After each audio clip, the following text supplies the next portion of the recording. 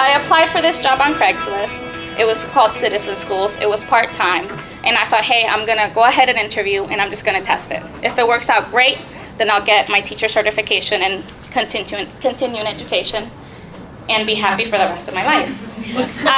So then I went ahead and I applied, I got the position.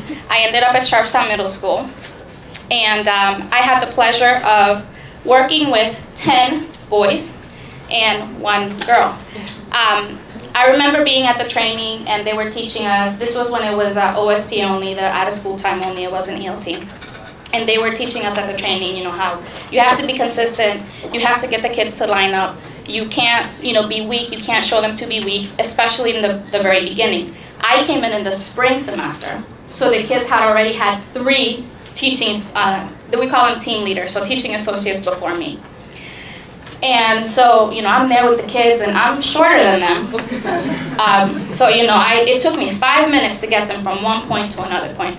But I got them. I got them in there. I had assigned seats. I had spent like half an hour doing my visuals. I had my agenda ready. I was ready to go.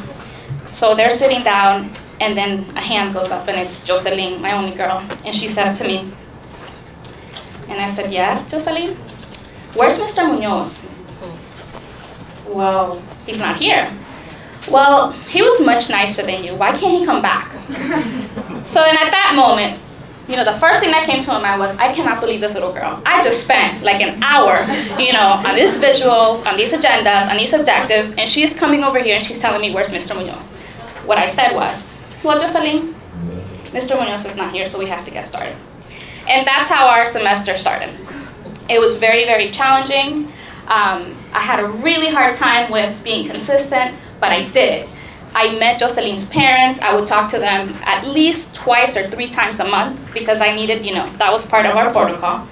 And I really enjoyed talking to them. You know, they were really sweet. Mr. Shea, he would always say to me, oh, thank you so much, Aurora, for being, you know, another adult. And of course, I speak Spanish, so he would tell me in Spanish. And then I would always tell him, you know, she's a wonderful little girl. She's just a little lazy, but we could get her to be up to speed. We just got to keep pushing her and keep pushing her. So we would always meet at the family engagement events, the family potlucks. We had a great year. I decided that I loved Jocelyn and I loved my boys. So I applied for the fellowship and I did the fellowship for 2 years.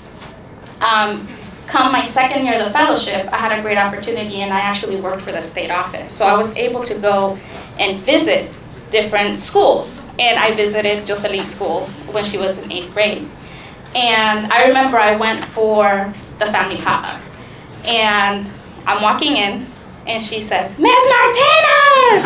And she's running towards me, you know, like almost tackles me down. And I said, Jocelyn, how are you? How are you doing? And she says, Miss Martinez, where have you been? I've missed you so much. I said, Jocelyn, I'm right here. I'm right here, Jocelyn.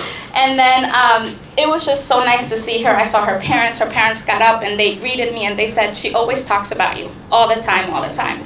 And it was just so nice to know that, you know, I just taught her for a semester.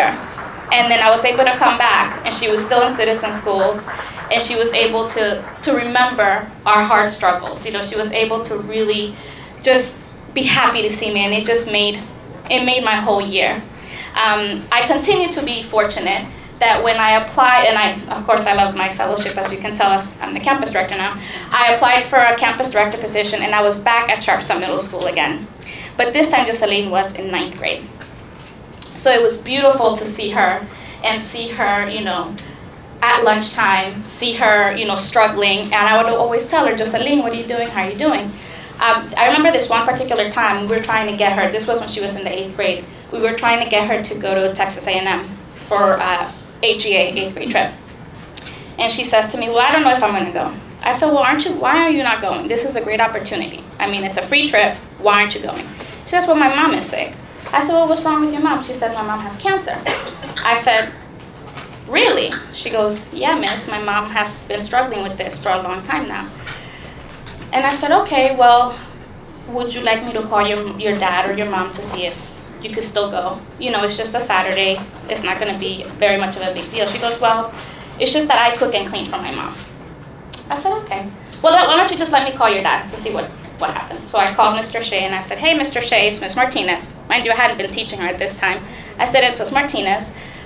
We're having this field trip. We're going to Texas State University. Is there any way you could allow Jocelyn, give her permission to be with me? I'm going on a field trip personally, so that she could come and she could visit and she could see the school. And he says, well, if you're going, sure, absolutely, if Jocelyn wants to go. So I said, Jocelyn, do you want to go? He goes, yes, miss. I said, okay. She was a little girl all over again. And it just, I don't know, it just, it made me happy to know that I could do that for her. I could call her parents and I could say, hey, let me borrow your daughter, and that they would trust me enough to let me borrow their daughter. So that is the biggest reason why I continue to be with Citizen Schools. That's just one of my personal stories, but I have more that I could tell you if I had time. And I just want to remind us as we move forward in this summit, and for the rest of us that are going to continue to be here for the rest of the week, just remember that Mr. Munoz is not here, but we are. So we need to get it started.